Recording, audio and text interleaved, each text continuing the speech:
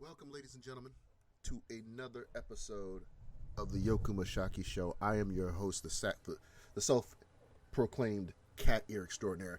And I know it's been almost a fucking month that I've not done an episode. I have another episode that I'm also going to re-release a little bit sooner that I had done a while back that, unfortunately, due to technical difficulties, I couldn't upload. It is August 22nd, 2021. The weather, I believe, is critically 90 degrees out here in Toledo, Ohio. I am fucking scorching right now. I literally have a fan on me. So if you're wondering if there's a little bit of a blow effect that's going on in the background, that's because I have literally a power fan, a Lasco power tower, one of these tower fans that rotate. I literally have jet streaming right on my back because I am that fucking cold. I'm literally in my boxers, in a jersey, in my boxers on my desk area, recording this episode. But I'm in my room, so it's not like I'm being indecent to anybody because this is a bachelor pad. We all men in here, with the exception of one of our roommates who's gay. Not like he tries to hit on us because he's almost hitting 80 years old in some cases. So. With the exception of him, it's a bachelor pad. Us 30-something-year-old, mid-30s-year-old men just sitting together, just doing our stuff. But you're probably asking, what made me decide to come back finally and do another episode on this podcast? Well, I'll tell you what it is. It's because of wrestling. And actually, I don't think I've ever talked about wrestling on this podcast, and I know I need to fix that. And I'm hoping in the future I will. So I apologize for all my fellow listeners out there who've been wanting me to do a podcast episode. I apologize for that, and I will make sure that I do that very, very soon. But I'm pretty sure Friday, August 20th, 2021, you all saw and witnessed, we all witnessed something incredible that happened on network television and on the internet. It's currently still being going on, especially if you are a wrestling fan and you already know what it is. In fact, I just watched a fourth broadcast of a wrestling podcast streaming company, news breaking company, talk about this. So I have to put my 2 cents in because again, I'm a wrestling fan. And that is the return of the Second City Savior, the voice of the voiceless, the best in the fucking world, CM Punk, and his official return to wrestling. And of course, his announcement that he is signed not only with AEW, All Elite Wrestling, but also will be having his first match in 7 years to Darby Allin at All Out, which is the live event that will be happening in Chicago for AEW. So I'm looking at my bullet points here. I'm gonna go over to the point. I'm going to start off first with my my history of CM Punk. Why this means a lot to me as well. Some of you know this if you've watched my TikTok, because you've probably seen it, but some of you may have not, so I'll go through that. These are like I said, I'm going through my cliff notes. The first thing I will talk about is why I'm a fan of Punk. What made me a fan? Why is he my favorite wrestler? What is it about him? My first time meeting him, first time watching him, if anything. Then my reaction the night of AEW Rampage when he officially made his AEW debut, but his wrestling return, as well as the emotions and what happened in the event. And then last but not least, what am I looking forward to in the future of Punk being in All Elite Wrestling? And then after that, if there's any more context that I want to go into as my last minute final words, we'll go through that as well. So again, This is going to be an episode strictly dealing with everything that deals with CM Punk, which is why this episode is definitely going to be called Best in the World. So, starting out with my announcement, my introduction to Punk. I believe it was 2011. Punk had his title match for the WWE Championship at Money in the Bank in his hometown in Chicago. Right around that time, I believe the promo was Punk was done with his contract. He won the money. He won the Money in the Bank opportunity. He and also he announced that his contract was expiring the night of Money in the Bank, and that not only will he obtain on getting the WWE Championship, he will be leaving the company, leaving WWE, and walking out with the WWE Championship. He was done. He was just wrapping up his, I guess, a promo where he apparently was leader of what was called a faction known as the New Nexus. And he has said that, he wanted to basically leave the WWE with the title. And that night, he got a surge of fans supportive of him. Now, again, Punk was a heel during this match against Cena. Cena is the reigning champ, the hero, the golden boy of the WWE. Punk was the bad guy. And I think this was also right around the same time Punk had delivered the same promo that led up to this title match. Was also the same year that he gave away his infamous promo, where he basically aired his grievances about the company, about Cena, which was, truth on that sense of it. I watched I own actually the Best in the World 3-disc set that WWE released for Punk, which good luck in finding it, because unless you're willing to go to eBay or some cases, you're not going to find it. But I bought it the moment that it came out.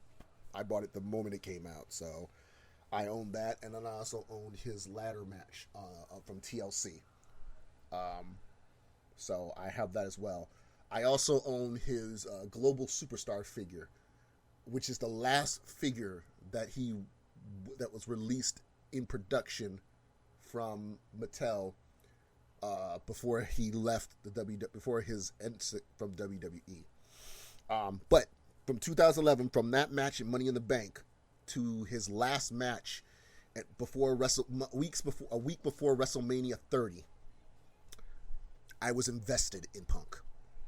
And most times when I'm late in the game, I usually backtrack to the history of some people or celebrity or somebody that I like. It's a musician, I go back to their previous music. If it's an athlete, I check out their previous stuff. No different is with Punk. I invested in every match he did up to his debut in the WWE. His match against his rivalry with Jeff Hardy, his straight edge personas with the Straight Edge Society, with the Growing Jesus, and him teaming up with Luke Gallows and Serena Deeb, the shaved head situation, the whole cult situation, New Nexus, his Ring of Honor run from his first and last match, his Impact brief run when he was in a tag team together with another wrestler that's nameless past me, Steel something, I believe. His brief stint in TNA, I believe I said Impact or TNA, I guess it was. It might have been TNA. His ECW runs. So I invested in everything from Punk, from his previous history. And it made me more of a fan of his. And not to mention the sheer coincidence that the fact that his persona of having brutal honesty is something that I also learned. I inherited from my mother. I am a very brutal person. to quote Punk as well as I have the balls to say what nobody else has to say. And I've done that many times. Sometimes I can't take my own admission. Sometimes I can't practice what I preach. But there are moments where, okay. So, yeah. If anything, I'm sorry, one of my friends is they messaging me because I'm working on cosplay, which will be a future episode I'll be mentioning about soon. But yeah, at one point, my love for Punk became more and more relevant the more I looked into him. And it became clear he was the wrestler that I went to. Now, I'm not going to lie. He wasn't the first wrestler that I liked. That was my favorite. My first wrestler was Hogan, like many other people. I was the guy who, eat your vegetables and vitamins and don't do drugs type of person. And it didn't help that more and more I just started being less of a fan of his. Then Goldberg came into the picture, and I was a fan of his. And I still am a fan of Goldberg.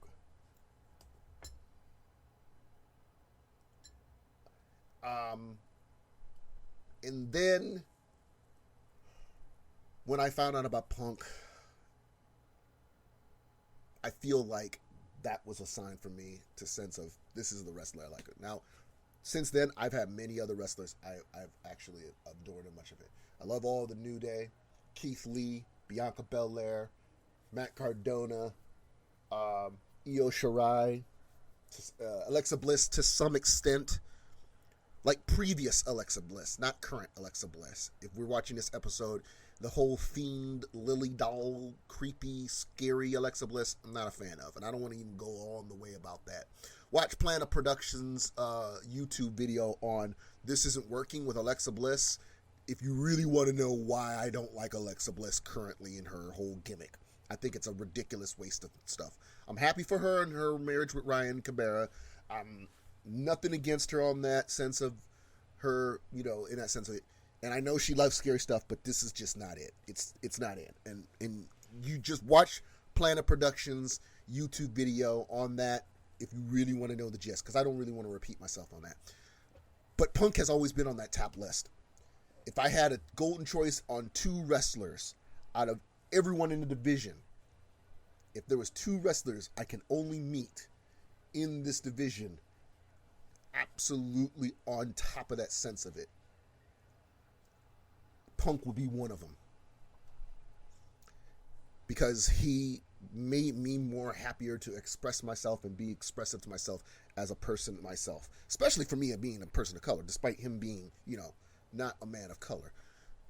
But it helped me project of being very open and brutally honest in some cases for me as well. And I'm happy for that. But when he left WWE, or was fired by some claims because of his absence during WWE, and you could tell it was winding down to a point where it was just ridiculous, because there were moments when he was on television and he wasn't even in a promo but was just in the background, and you could see the look on his face of just disgust and disappointment. Now, Punk has said many times he loved wrestling. From the very beginning of his career, he loved wrestling. If you ever get a chance to find the documentary of Best in the World documentary online or anywhere, if you can, for CM Punk from WWE, I guarantee if you watch it, you will understand Punk's mentality on that sense of it. Because he breathed wrestling. He loved wrestling. I watched his last match in Ring of Honor. You could see the tears in his eyes on how sad but happy of what he's done throughout his entire career in Ring of Honor. He adores it. But WWE soured it so much. So much. And that's what really did it. It was WWE's notions and how they treated him there is what it made it feel less. It's like I said people before. Yes, the old terminology is true. You work at a place you love, and you work at a place you love, and it will never feel like a job for the rest of your life. You know that old saying, you'll never feel like you're working every day of your life. That is true. But if you work at a job that doesn't make you better, it will feel like you're trapped in slavery. That should be another terminology for it. And that's what it was I felt with Punk within that whole time at WrestleMania 30. And I remember it was WrestleMania 30 because it was in New Orleans. And the fact that, you know, the only WrestleMania that I've ever seen live was WrestleMania 20. And that was actually the last time I actually stopped watching wrestling, was that same year when that WrestleMania 20 happened. I saw it live in New York, Madison Square Garden. It was the only WrestleMania I've ever went to live. But the disappointing thing is that was also the same year I decided to stop watching wrestling. And that was mostly because of the fact that the death of Chris Benoit and Eddie Guerrero, who both won titles that event. Eddie had won the World Heavyweight Championship. Chris Benoit won the WWE Championship.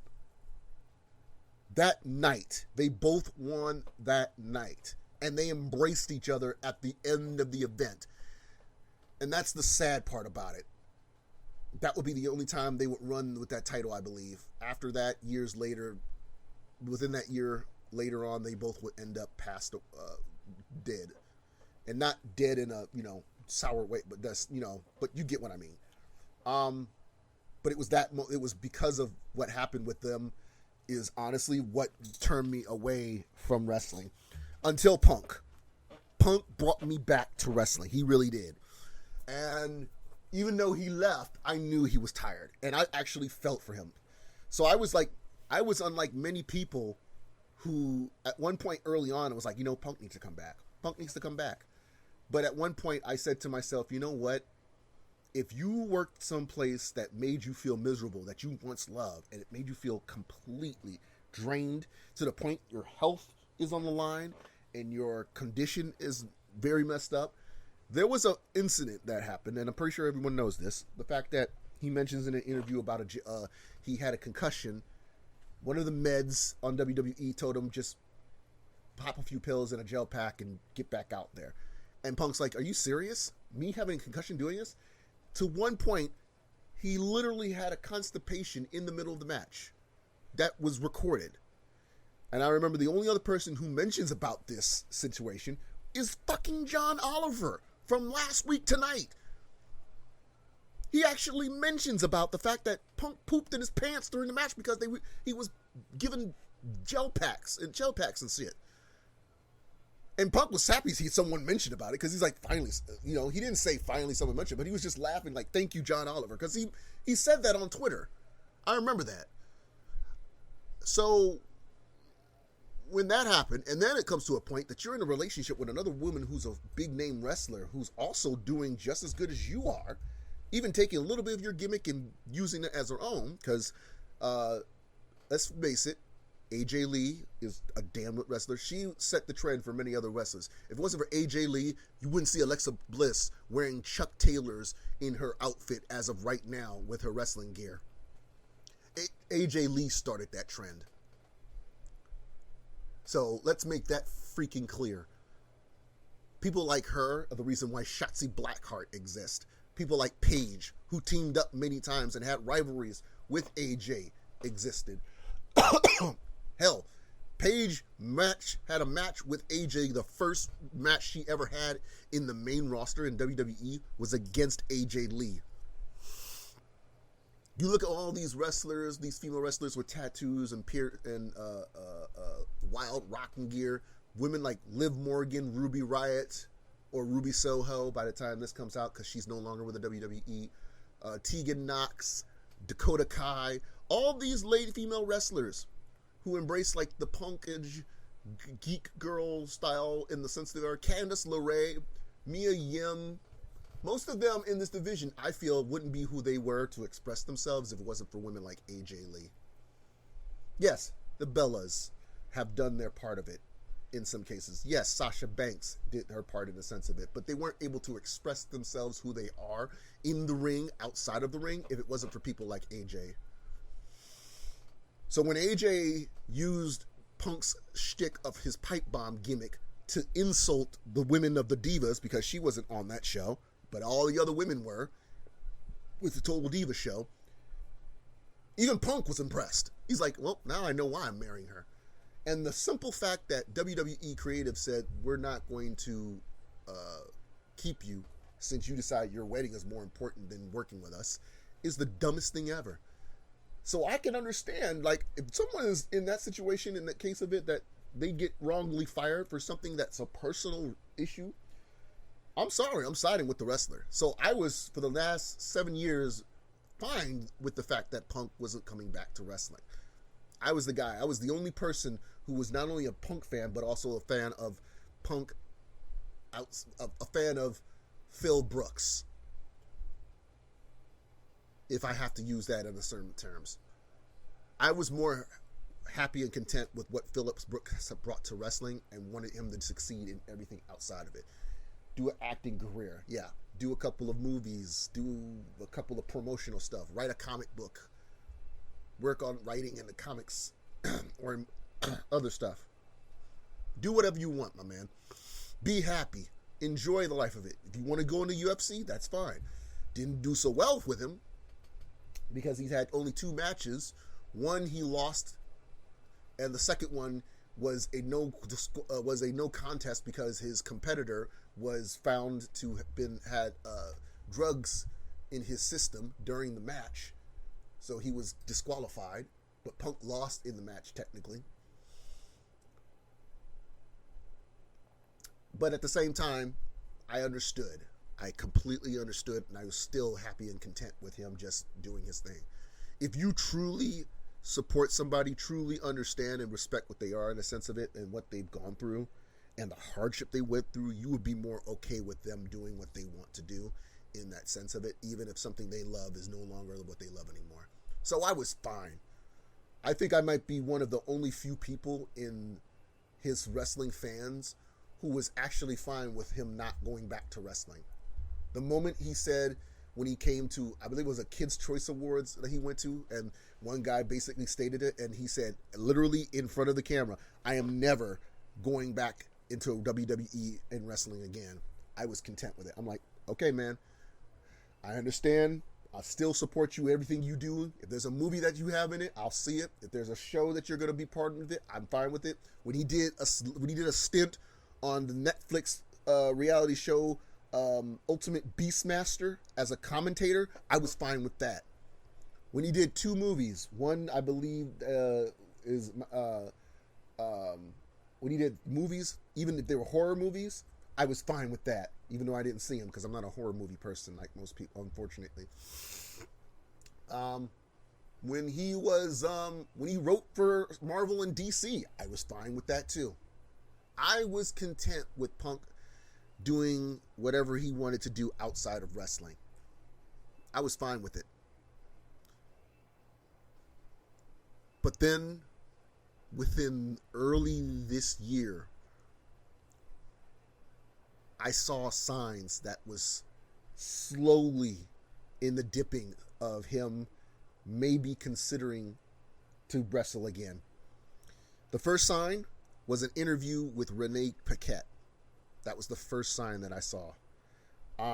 Renee Paquette, formerly known as Renee Young, is she used to work as a commentator on the WWE, and of course she is the wife to AEW star and former WWE star Jon Moxley, formerly known as Dean Ambrose, and who was one half of the Shield. She has a podcast series called Oral Sessions. If you have not checked that out, you should do that. She interviews other wrestlers and wrestling fans as well, especially ones who no longer work with WWE, about, random, personal and other stuff in the wrestling biz and outside of the sports sense of it. And she did an interview with Punk, and Punk mentioned, jokingly, what would take him to come back into wrestling would honestly be a good storyline and a hefty paycheck. At the same time, he also mentioned it more as if it was like WWE in a sense of it. My roommate, who's with me, he is also a wrestling fan. We do a lot of wrestling talks. In fact, today we'll probably talk about Punk's return later in this after this podcast as well. He also brings up a good point about the relationship. That was the other thing about Punk that soured within the situation between Punk and WWE. The relationship between himself and Triple H. That's what also made things conflicting with him in the WWE. And while Triple H has tried to redeem himself with many other wrestlers in that sense of it, it's that one situation with him that still hasn't solidified the conflict between the two, and I don't think that'll ever happen. And that's also an instantly reason of why he wouldn't come back to the WWE, if anything. If there's any one person that would probably make it, unfortunately, unable to come back to the WWE, it would be him. Regardless, Punk, then the second sign was Stephen Amell's TV show Heels was announced. And promos started going out for Heels. One of those people who was in that lineup was Punk. Punk as a part in the show where he plays a heel wrestler in the show. I don't know much detail about it, but I do want to watch the show. Stephen Amell from Arrow, who has always been a wrestling fan. He's actually done a few matches himself promotionally. He's done a stunt with the help of Cody Rhodes. He had a stint in SummerSlam a few years ago where he had a wrestling match with Neville, now known as Pac, formerly known as Neville, to go against Cody Rhodes during his Stardust gimmick, which we shall never talk about because it was a gimmick that Cody really wasn't okay with. Let's just leave it at that. And then, of course, when Cody associated himself with the Young Bucks early on, when they were independent wrestlers and was working for, Ring of Honor in New Japan after they left WWE, they started an event called All In, which was an independent one-day wrestling event that they were able to fund, promote, and be involved in themselves. And every indie wrestler was also involved. And it was their test on the waters to say, hey, do you think we can do a wrestling show without having the big corporate people like WWE involved? And it became a success, an overnight success. The tickets were sold out within 10 to 20 minutes after it happened. And that was also what led the groundwork. And it was in Chicago, of all places, the same day that StarCast, which is a wrestling convention event that happened.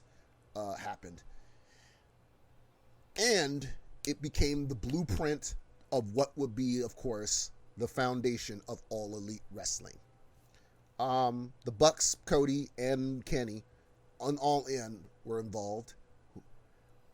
And a match in particular for All In happened with Amell being a fan of wrestling, which he went against legendary wrestler Christopher Daniels, which was a huge thing. I believe that was the last match that he had before he focused on his acting career. So when Heels came up, now, which I know he's already exec co-producer of the show. He can't be just the star. He's also the producer of the show. He has to be. It's his love letter to wrestling, of course, with this show. Punk is in the cast. That was the second sign. If I know Punk, and I don't say I know him, something told me that him being involved in that means it was his way to try to see if he wants to dip back into wrestling again. Because if he really was done with wrestling, he would have turned down that role in a heartbeat. He would have said, absolutely not.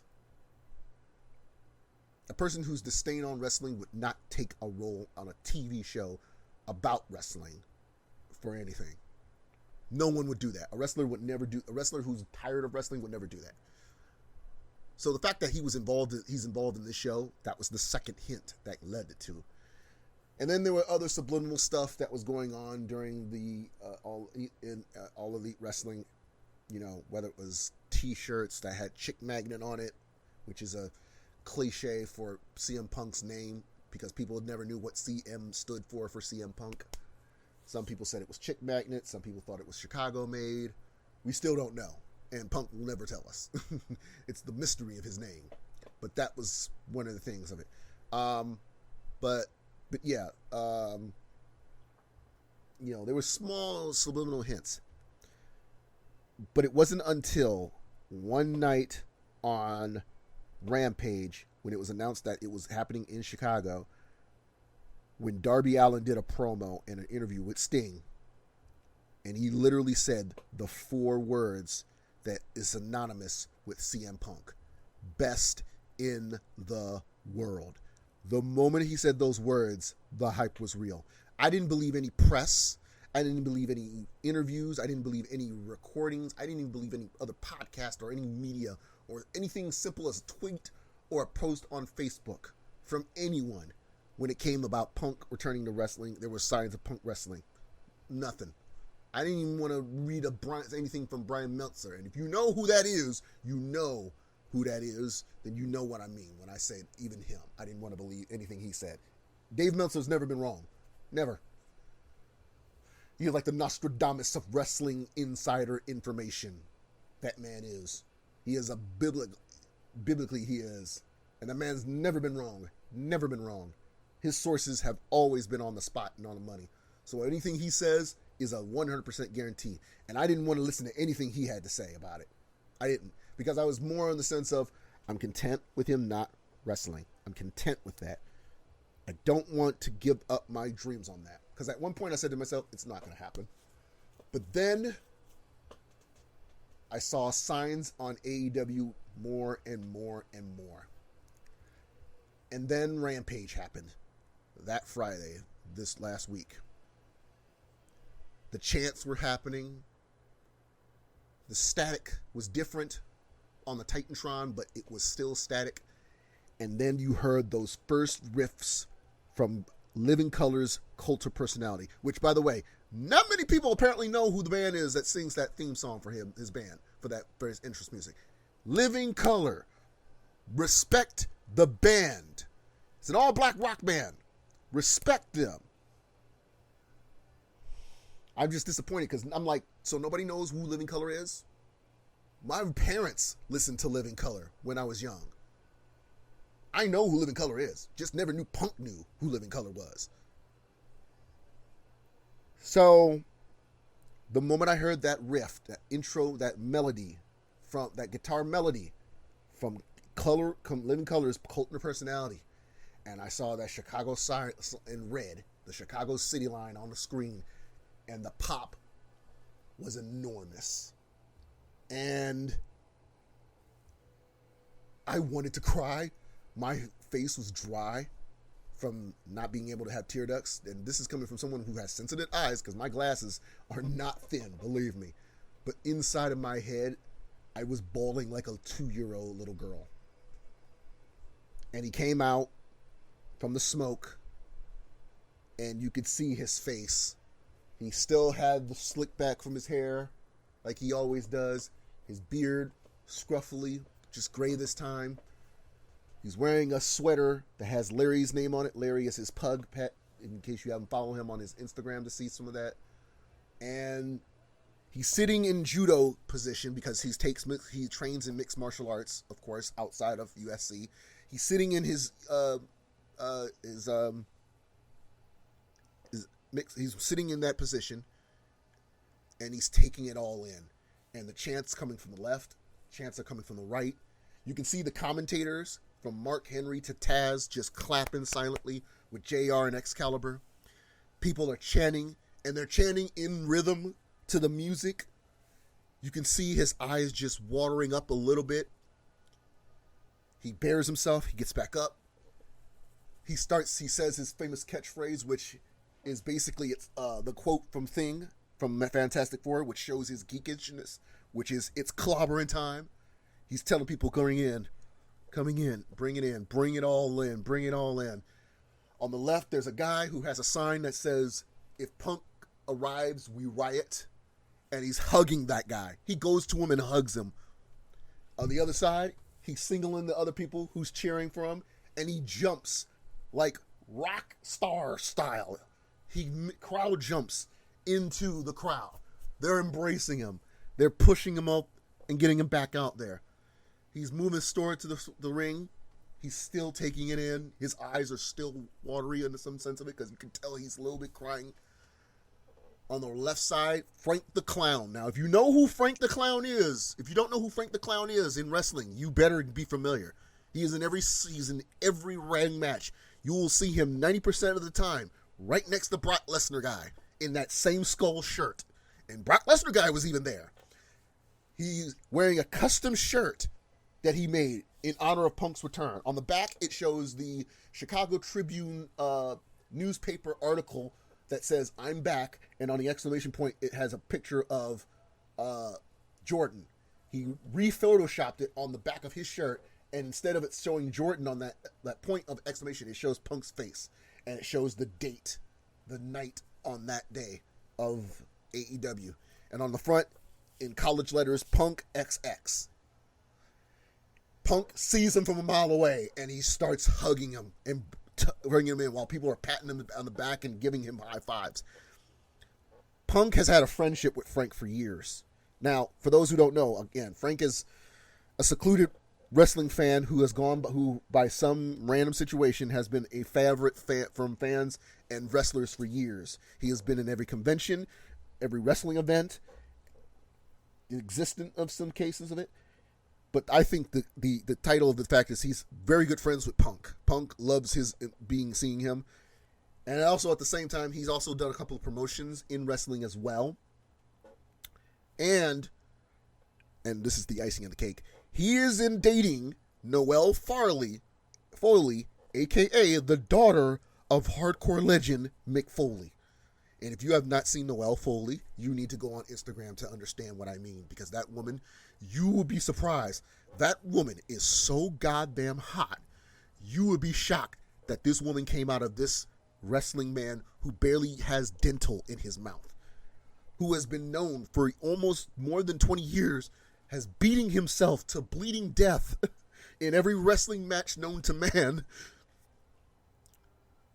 And yet, he was able to give birth with his wife to a gorgeous woman. And this girl is just as geeky as any other girl. That's the weird part about it. The girl looks like a supermodel, but yet she's a hardcore geek because her room literally has a whole wall full of Funko Pops. That's how fucking geeky she is. And yet she looks like a supermodel. And yet Frank is dating her. Which in my book says the fact that you're a fan of Punk, you get to be on the front row and be a bunch of these wrestling fans to see up in the air, and you're dating the hottest girl who is the daughter of one of the most hardcore legends of professional wrestling. Frank, you don't need to wear a rainbow wig and clown paint anymore. You should be wearing a fucking crown. But I digress from my point. Punk sees him, he embraces him, he recognizes who he is. And then Punk's on the stage, commercial break within 90 seconds, and then he gets into the ring. And he basically says, with the pipe bomb in his hand, or the microphone, he's winging it. He hasn't written anything down because he didn't know how it was going to feel. And he needed to feel it by coming in this ring to see it all. And he said to Chicago, "I feel it." And then people start chanting his name again. And at one point, he's like, I heard that for 7 years. I heard you. At one point in his promo, he's like, if I made any decisions or any choices, you have to understand, and I hope you do, but I wasn't going to be feeling emotionally, mentally, and physically okay if I didn't go away from a place that made me sick, which anyone who knows Punk knows that is obviously a subliminal jab to WWE, because no other professional wrestling company that he has worked with, whether it was Ring of Honor, whether it was TNA, has ever got him to a point where he can hate professional wrestling more than WWE. Which tells me, since his situation with WWE, every release that has happened, I have said it will always come out better, because people who dealt with it, like Punk, to be fired from WWE, whether it was this COVID, whether it was their own other situation, creative reasons, They made the mistake. WWE is at fault. Whether you're Braun Strowman, whether you're Ruby Soho, whether you're Matt Cardona, it will come out better for you. Aleister Black got kicked away from WWE. Now, as Mikhail Black, he is going to be the biggest thing in there. Miro, formerly Rusev, was let go from WWE. Now he's a TNT champion, the Redeemer. His character is way better than he was when he was in WWE. Every wrestler who has left WWE has gotten even more better in the indie circuit situation, whether they're with NWA, whether with Impact, whether they're with Ring of Honor. They have gotten in better situations than they were when they were in WWE. No mistake, WWE will still be on the top pinnacle of wrestling companies because of what they're able to do with the stars who succeed there. People like Charlotte Flair and Alexa Bliss and Seth Rollins and Becky Lynch and Roman Reigns and John Cena. You don't see them with other companies, unfortunately, despite the fact that their history with those other companies. But just know, if you don't have what it takes within a month or two, and you're in the main roster, whether it's Raw or SmackDown, to a point you don't get to have that situation that in a main event match doesn't happen for you at a main event, wrestling event, including WrestleMania, you might as well just leave. Now, there were a few wrestlers that needed to leave that didn't leave, and there are a few wrestlers that needed to leave that ended up leaving that I don't feel bad for, or I don't wish them much in the sense of it. Wrestlers like Jordan Miles. That's a whole different other story. Wrestlers who are still there who need to leave, like Jackson Ryder, who is still employed with the company, which I don't believe they did. Wrestlers like Lars Sullivan, who got fired, who deserved to be fired. And then a whole thing of bring back old wrestlers and see if they got what it takes to wrestle again and try to get them in title stuff when they've already have done accolades of wrestling stuff. Why? I don't want to see Triple H in another match for the title again. I don't want to see Batista in another match of it. Thank God WrestleMania was it for him. I don't want to see Shawn Michaels do another match. I don't want to see Undertaker do another match. I don't want to see Ric Flair do another match. And yet, Bill Goldberg recently did a match on SummerSlam against Bobby Lashley. Why is that a thing? I love Bill Goldberg, but now you've tarnished his legacy with these matches of him coming back. The only wrestler that I respectfully understand what they're doing to help in that sense of it is Rey Mysterio. His son Dominic is a definitely good situation. But you know what? Let me not push my rant on about WWE in a sense of it, especially being me still buying stuff from WWE merchandise, because I can't slander them too much. But my point is this. Punk was in there when he said that was the last thing he said. After that, WWE's existence was irrelevant. While he's doing his promo, he takes off his jacket, he shows his new shirt, which is obviously a nod to his shirt that he had designed, his infamous Chicago Best in the World shirt that was designed for him during Money in the Bank, because that was the first time he wore the shirt, was Money in the Bank 2011 when he won the wrestling title. That design, but mixed up a little bit more for AEW. You know, he's sitting down in his infamous sitting position, which is a remnant to his pipe bomb years. And he talks about, you know, when he left Ring of Honor and why he had to leave Ring of Honor. And then the fact that, you know, he loved wrestling and he sees what AEW has done, and and in a way, and this is not what he's saying, but he's saying it subliminally, but this is what I believe he's saying in layman's terms, is the fact that he does love wrestling. It's just, it took AEW and beating Tony Khan and in that sense of it to love wrestling again. And to see that in these wrestlers, the young wrestlers in the back, and the wrestlers who he's known for years, people like Miro and Jericho and such. And so, with that being stated, he needed time away to heal himself, to fix himself in sense of it, and to feel if wrestling was that energy again. And with that, he's like, there are wrestlers in the back that I want to work with, that I want to meet, that I want to have help. And I'm like, what's stopping me right now? So what the hell? And that's when he brings up to his promo against Darby Allin. Darby's on the top roof with Sting, like Sting style, painted, face painted and all. Punk tells him, he acknowledges him, which is another thing too. 2 wrestlers he's acknowledged in this entire promo off the top of his head. The first one, as he mentions, is Dr. Britt Baker, which we can all agree on. So now the Doctor is in definitely good heat sense.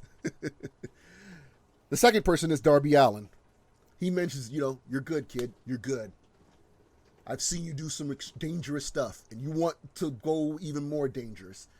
What's more dangerous than fighting me in Chicago?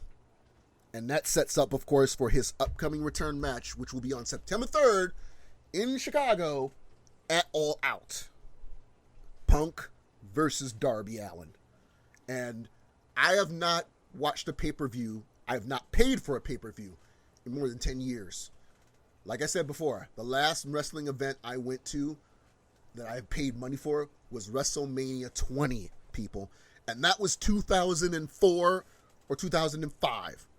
I have not since then paid for a pay-per-view. I've watched results in the back. I have watched clips of events of it. I've read online clips and such of it. I've referred to my friends telling me about results of wrestling events the next day. But I may actually pay for this event. So whether it's Fight TV or Bleacher Report or whatever, I actually might pay for this event. I actually would.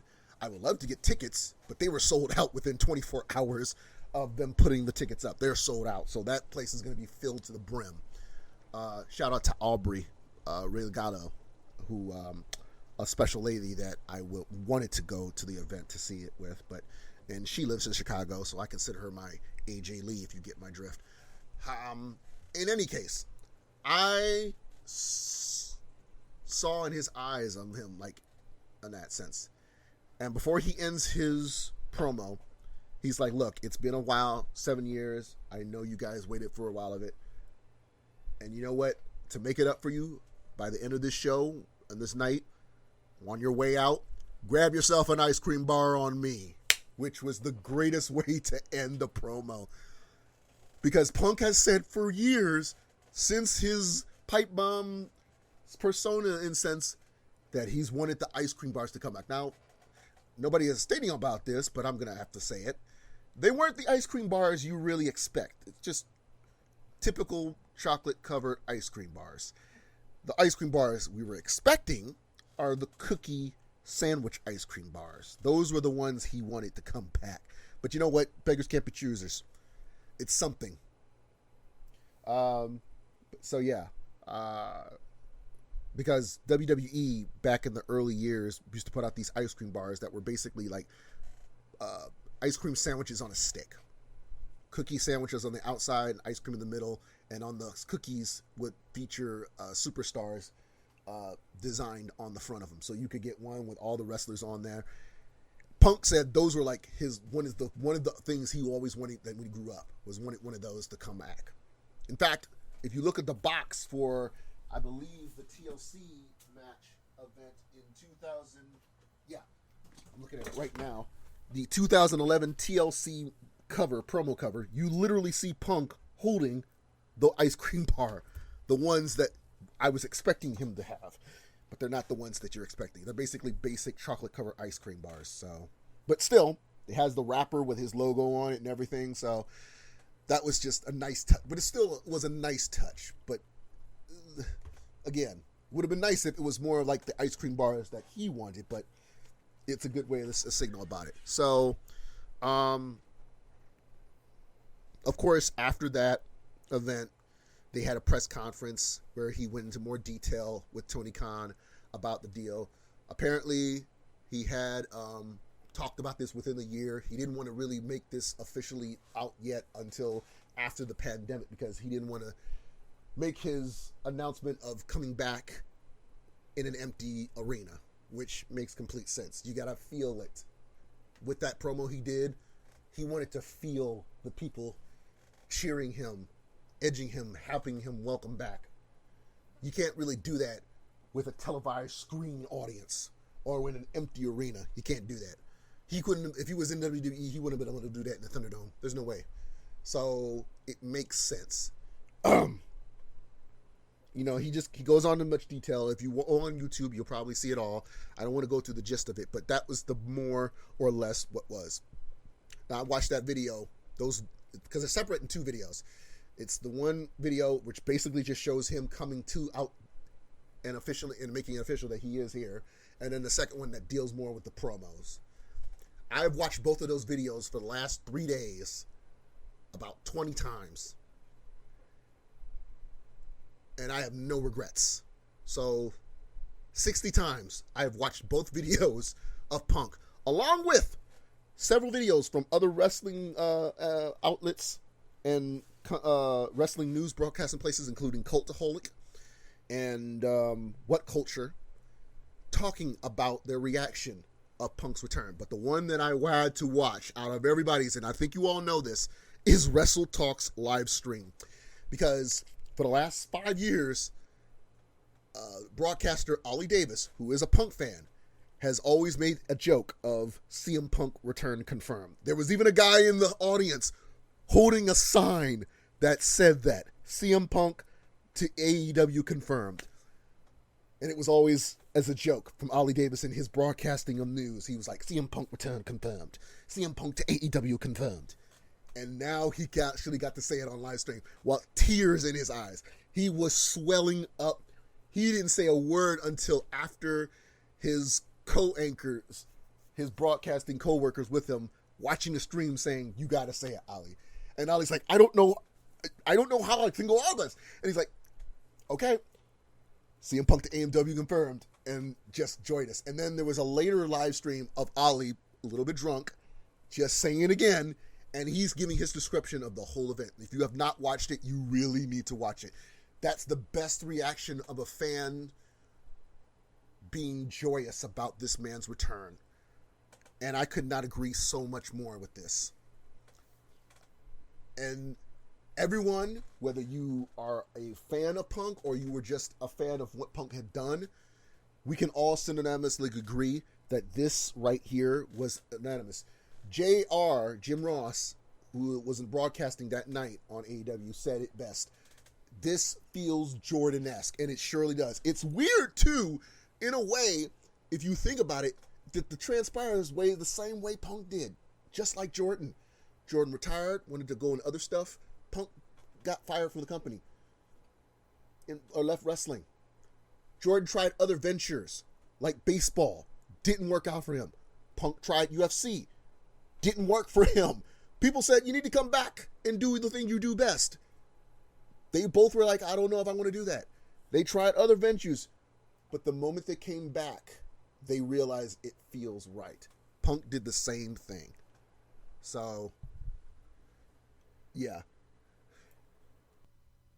If anything, the fact that this night happened for me makes me feel happy about it. Now, I won't lie to you. I liked wrestling before. I was watching it still, to some extent. Karrion Kross, Keith Lee, Bianca Belair, The New Day briefly, Io Shirai, Shotzi Blackheart, who I absolutely love. I think is another person who deserves every credential she's been getting recently.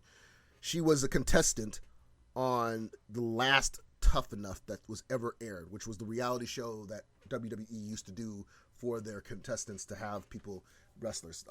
Mandy Rose, Sonya Deville were also a few of those same competitors. Chelsea Green from Indie Wrestling, who also had a brief stint in WWE, also was one of the contestants on the show. Shotzi was one of the contestants, but she had to unfortunately forfeit in the competition due to a heart condition at the time that was considered very scary. But after she was able to overcome that condition, she went back into wrestling, did it independently, to the point she landed in Evolve Wrestling, which is a small indie wrestling company that ended up being bought out by WWE. Her last match in there was also the match that also got her a contract with WWE for NXT. Now she's in the main roster. She's held the She is now in the running for the tag team women's championship, hopefully. But she's another one who I absolutely love. I think her, if she was groomed under Punk, would have been a great wrestling partner for Punk in some cases about it. Because she oozes so much the same stuff that Punk is. She's geeky. She loves horror. She's alternative. Tattoos, piercings, hair color. She's right up there. I love Shotzi. She's one of the main reasons I watch as well, along with a few others. She's one of the top. Her, then Keith Lee, then Bianca Belair, then Io Shirai, and then after that, probably Killian Cross. So, yeah, those are still some of the wrestlers I still watch in that sense. But it didn't give me the satisfaction to watch pay-per-views and watching live events of Raw shows or SmackDown or big event shows in WWE like CM Punk did. Not even Goldberg. Because, again, like Punk, I was fine with Goldberg not wrestling again. I was more content with that. But when he came back, it was mild somewhat. And now it's to a point where he just had a match against Bobby Lashley that wasn't even needed, honestly. But this gives me my love of wrestling again because of people like Punk. To a point where I want to put more enthusiasm into it. And I'm not alone, apparently. Many wrestling fans who just, yeah, it's wrestling. But now with Punk back, now it's wrestling. It feels like wrestling again. There's a picture with Punk wearing a Bulls 45 Jordan jersey, and that says it all. And like I said earlier, it's kind of weird that it does feel Jordan-esque because JR said it best. It is indeed Jordan-esque. So, now that this is back again, like I said, I'm invested more with AEW. Now, I'm not going to lie, I don't have a lot of AEW stuff. A couple of shirts I have from some of the wrestlers, Pride and Powerful, Queen J, Matt Cardona, Bullet Club, a few others, Britt Baker shirts. I don't have any figures from AEW yet because they're hard to get because, well, apparently this year and the last few years, wrestling figures have become more scarce to find. To find a wrestling figure from AEW is like looking for gold now because it's that hard. And thanks to wrestlers like Matt Cardona, who are wrestling figure collector enthusiasts, or wrestlers like Ethan Page, who make wrestling figures enthusiasm again for fans, it's become even rarer and harder to find wrestling figures. So that's why I haven't owned a wrestling figure yet. Otherwise, I would have had a Kenny Omega, a Britt Baker, a Matt Sydal, a Sammy Guevara, a Fuego del Sol, a Brody Lee figure. I would have had all the figures from those guys. A Matt Hardy figure. I would have had all of those figures right now. But I have none. I only have WWE figures because they're easy to find. Because most of them are not old figures, with the exception of two. I have the CM Punk figure I mentioned before, and then I have a Matt Cardona Zack Ryder figure, which is a retro figure that they released when they were promoting, I believe it was a mobile game on WWE, where you could use the figure to collect virtual figures onto your app. And I think it's called WWE Mayhem. I don't think it's in service anymore because I think they're working on another game called Undefeated, which is the new game now from WWE. But yeah, they had these figures where they're basically looking like retro figures of WWE figures with the old logo and the border and everything like that. And I found it for $5 at Five Below.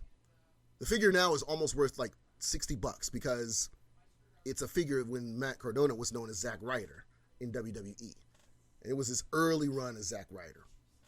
So now that figure is rare. And both of those are rare figures. All the other figures I own are figures that are either from two versions of the series. WWE has two variant series. They have the standard series, which comes in the regular box case. And then there's what's called the Elite Collection, which is more of detailed variant figures that are in boxes. And they're more articulated detail with the wrestlers, which means they use what's called, I guess, FX, which they mean they scan the wrestler and it gives them more detail on their figures more than the other ones. So like the detail on the figures, hands, their clothing, their wrestling attire, the belt, everything. It's more posable and everything else and more detailed on their figures than the other ones. Whereas in the standard series, it's just a basically posable action figure that's just in a case with the wrestler. Now I have those standard ones, but I also have elite versions of those figures. I'll probably do a tour of those videos on my YouTube channel eventually, so you'll see those very soon. But other than that, I have no AEW figures, none. But that hopefully will change soon. So all I have is shirts from AEW. But you bet your dollar I'm getting a CM Punk shirt. I have a cheap Walmart version of a CM Punk shirt from WWE, which is basically one of the a cheap version that's officially a WWE shirt, but they reproduced it for stores with lower quality with a lower quality of the fabric, so that people feel like they bought an authentic shirt. Because most of the authentic shirts from WWE has that authentic official wear stamp patched on the bottom of the shirt. Some of the shirts they do. This one didn't have it. But it's a shirt of Punk in a Sistine Chapel design. I wore the hell out of that shirt because it's the only Punk shirt I own. It's so hard to find a Punk shirt at the time because he had 3 variant shirts that I loved. He had a Nexus shirt, he had his Best in the World shirt, and then he had the Best Since Day One shirt, which is a picture of his hand with arrows. Which was the last shirt that was printed off of him. And then he had his Best in the World AC/DC shirt that I also wanted to get, which was very, very hard to find. Aside from both of those shirts, I have no CM Punk shirt, but hopefully I will. Since the reveal of that shirt on AEW, the AEW shop has crashed several days. They've just back online today, but they've now only have lower quality on their shirts, and now the ringer shirts for the quality, which are higher quality of the shirts, are sold out, and they don't know when they'll get them back. So now I'm gonna have to wait a little longer till they are back restocked with ringer shirts, so I can buy a real, more authentic CM Punk shirt, because Punk's shirts are ringer shirts, and ringer shirts are basically a white t-shirt with black cuff collars on the neck and the sleeves collars. So they don't have those anymore. There's just regular white shirt. And I am not going to get a regular white shirt. I am getting me a ringer shirt so I can wear it with a better quality. And the moment they announce that there will be a CM Punk figure, I am definitely buying it. It might be the first AEW figure that I will actually buy, that I'm going to put in authentic for. So with that being said, trying to see what else I have covered that I have mentioned. I basically talked about the promo. I basically talked about Punk's promo. I talked about my thing of Rampage, my reaction to Rampage. So that pretty much ends this episode because I only wanted to talk about Punk and Surge's Wrestling. Again, I put Punk on the top of the list mostly because, not because of his moves assets, not just because of his attire, not because of his quotes and promos, but it's more on the fact of his love of wrestling. There's not a lot of wrestlers I know that have so much enthusiasm for wrestling and it being taken away from working for a company that doesn't give you the much respect that you deserve. And I think it's personally the reason why Punk chose AEW. It's a wrestling company made by a wrestling fan with wrestlers. WWE was invested by a company, by a man who apparently who was in the business from a business standpoint. That's why people have said for the longest that Vinnie Mac needs to retire and Triple H needs to run the company. But that will never happen as long as there's breath in Vince's body. And while some of his material has worked, it's not on the same surges as AEW. Kenny, Cody, Matt, and Nick, along with Tony, have made this company more relevant and more appreciative to the wrestlers themselves. I have not seen even one wrestler who's left AEW because of other reasons be upset about their release as much as I've seen a wrestler who left WWE or who have been exited from WWE in the sense of it. Most wrestlers who leave WWE have gone to the point where they are feeling upset, feeling disrespected, feeling shocked, but at some point relieved. The only wrestler who has left, who has no longer been with AEW, who unfortunately was creative, was the name's gonna run off of me. One wrestler, I believe, who was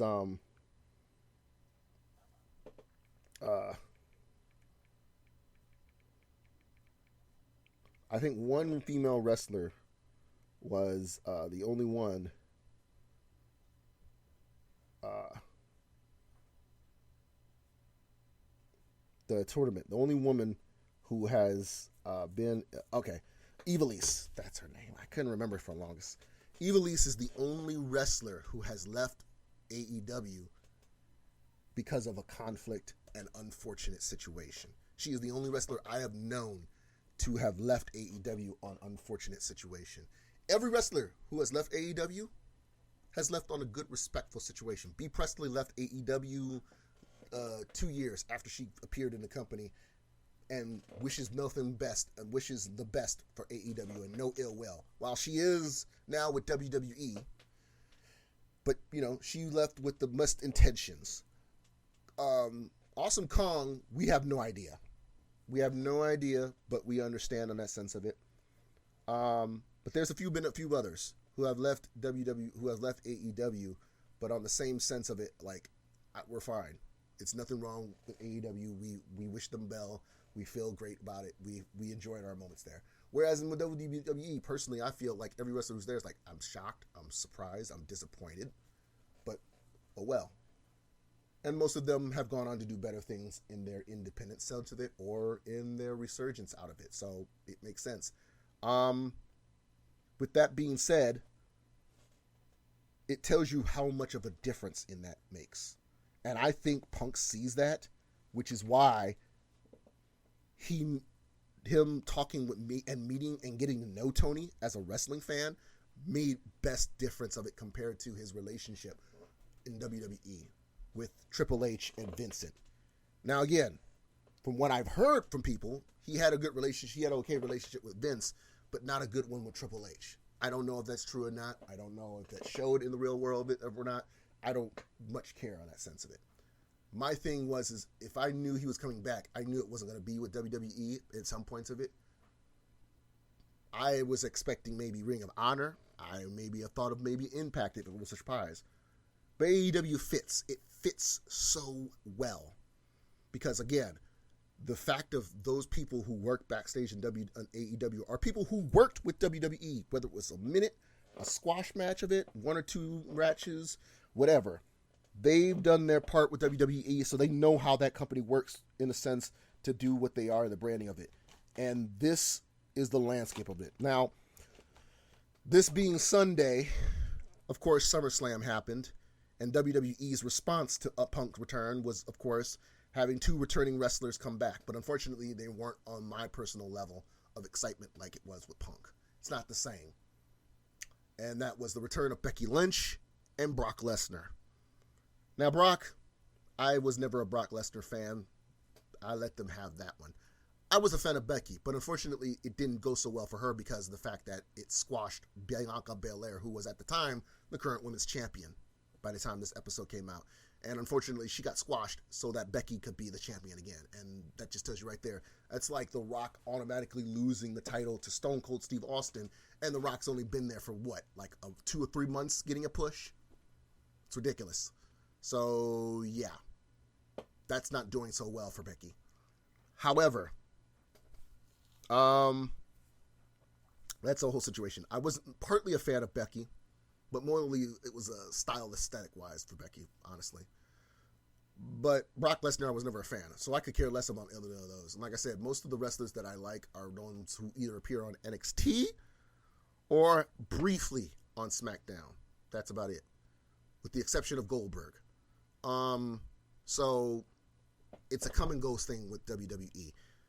AEW, on the other hand, like, I've been invested with everyone. Orange Cassidy and the Best Fins, Top Flight, the Sindo Brothers, 2.0, formerly known as Everrise, and of course, the Dark Order, Britt Baker, DMD, Ethan Page and Scorpio Sky, the Men of the Year, Chris Jericho and the whole Inner Circle, the Pinnacle and MJF. Like, I've been more invested with AEW than I have ever in a sense of it before Punk came, but this sealed the deal of how much of a fan I am with them.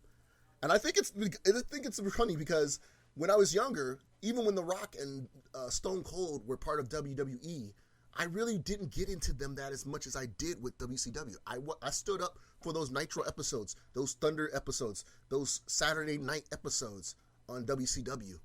I stood up every night for them. I was invested with WCW. WWE, I really wasn't much into it, except literally up to Invasion and Goldberg's return in 2004, leading up to that. But I knew most of those wrestlers because they used to work for WCW.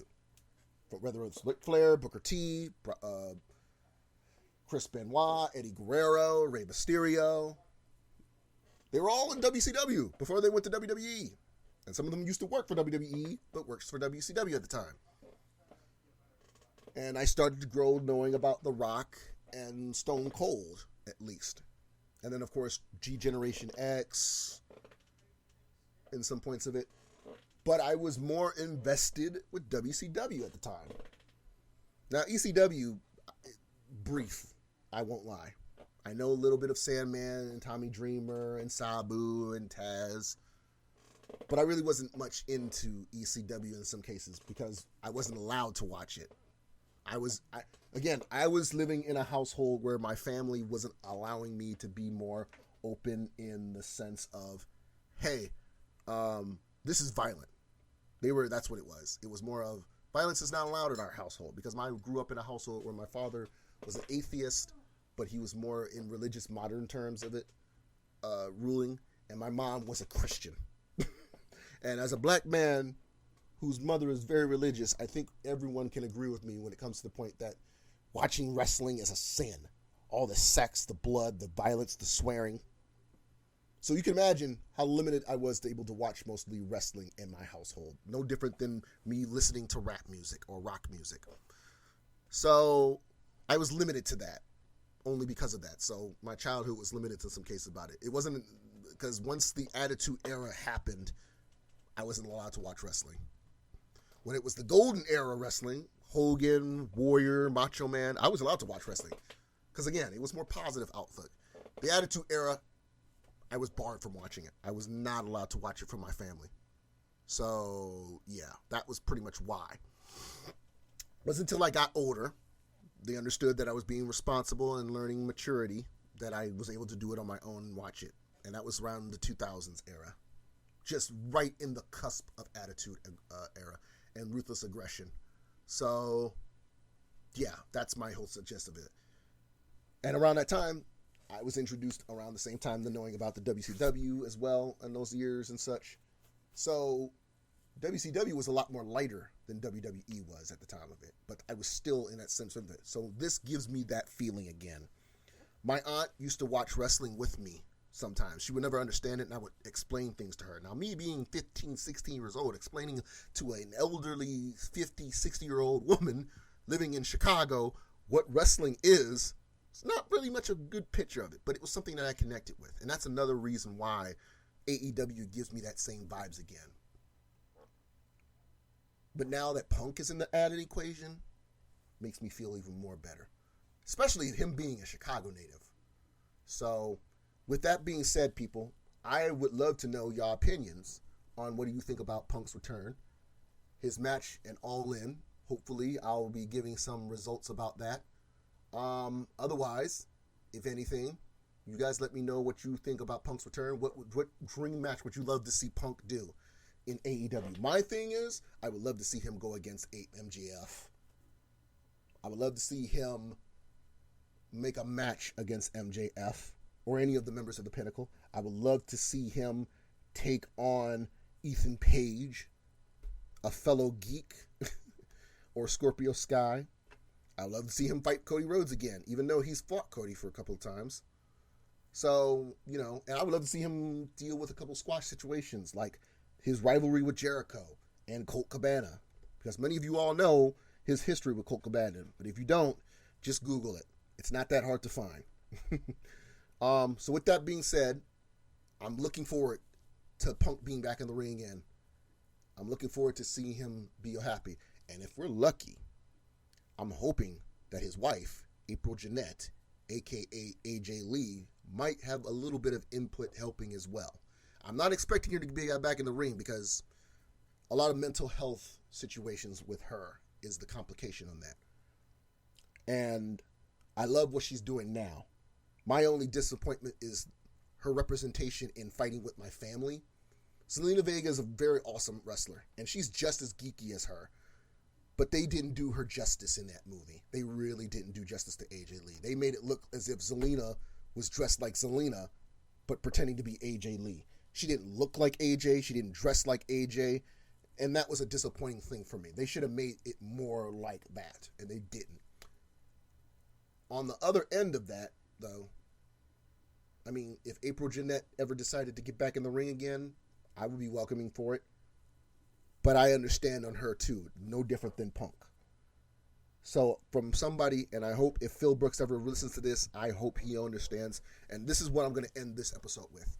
My message to Phillip Brooks. Thank you for coming back to wrestling. Thank you for loving it again. You were one of the main reasons why I'm able to be who I am personally, even as a black person of alternative taste. You helped me express myself in a way that I always wanted to in everything else. I wanted to be the you of music in photography and everything artistically outside of wrestling. You helped me in that sense of it. And I only hope someday that if you hear this and I run into you, that you would appreciate what you've done for me. Every match you've done, every time you've spoken out about injustice of things. Now, I'm not going to lie. Unfortunately, I am not a straight edge because personal reasons of it. But if I was born in the same era as you to be straight edge, I would have been. Your way of being rebellious, but still individual, unique, and able to take no shit from anybody is what wrestling needs again. Because most of every promo that's out now, every pipe bomb that's been explicit, every person who's spoken any line and gone off the record for anything wouldn't exist if it wasn't for you. You were the wrestler that made that difference. That's why people put you in the same lane as people as The Rock and Stone Cold put together before people like Becky Lynch even came into the picture. You were the person that changed that for wrestling. And the best part is that it came from a place of sincerity. There are pictures of you younger, meeting with these same heroes in wrestling that you look up to, that you probably have worked with or probably have known. And it couldn't have been a better time for you to come back, especially for you to love it again. And if it took Tony Khan and you to know each other for a year, for you to think that it's possible, you wouldn't have many people. And if only you understood, and you probably do, how many millions and millions of fans you have brought back into wrestling who's not watched wrestling since your last match. And for you to do that now is an incredible feat itself. And I only wish you knew, like, again, how much that's changed for people like me. Again, JR said it best about you being Jordan-esque because it's the honest to God truth. The only difference, hopefully, is that you won't be just wearing that 45 the whole year. You'll go back to the 23 as appropriate. So with that being said, everything that I've done, the way I am, how I am in some cases about it, I owe it to you, even outside of wrestling. My love of wrestling, in some sense of it, came because of you as well. So, with that being said, Phillip Brooks, thank you for doing this for wrestling fans. New, old, young, old, male, female, whatever preference they are. Because literally, and I hate to quote this I hate to take a partial quote from somebody unfortunate, but you're making wrestling great again, coming back. So, with that being said, people, this is a wrap up for the show. Make sure if you have any suggestions, leave them with me on my social media, on all my social media. I'm also on TikTok every once in a while, doing a little bit of comedy stuff in case of it. Again, if you want to check out my photography work, jiraimedia.com for all your photography needs. This has been the Yoko Mushaki Show podcast. This has been the Cat Ear Extraordinaire. I will see you on the next episode, and as always, later days.